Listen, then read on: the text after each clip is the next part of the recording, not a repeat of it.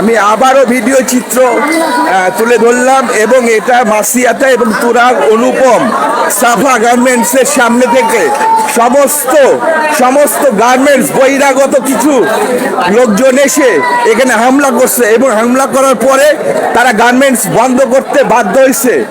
এটা কেন করা হচ্ছে সরকারের কাছে আমার আবেদন, এখানে সেনাবাহিনী, পুলিশ এবং যত কিছু আছে ফোর্স সম্পূর্ণভাবে পাঠানো হোক এবং সরকার যেন এর সক্রিয় ব্যবস্থা নেওয়া হয়। এটা কেন করা হচ্ছে এবং কেন এই ধরনের ঘটনা ঘটানো হচ্ছে? আমাদের দেশ আর স্বাধীন, তারপরও কেন এটা করা হচ্ছে? আজ আমাদের এটা দাবি, কেন গার্মেন্টসের এত বড় ক্ষতি করা হচ্ছে এবং কিসের জন্য এটা হচ্ছে? আমি ভিডিও করতেছি, একটা কারণ হচ্ছে না না দরকার নেই, আপনি ভিডিও করুন।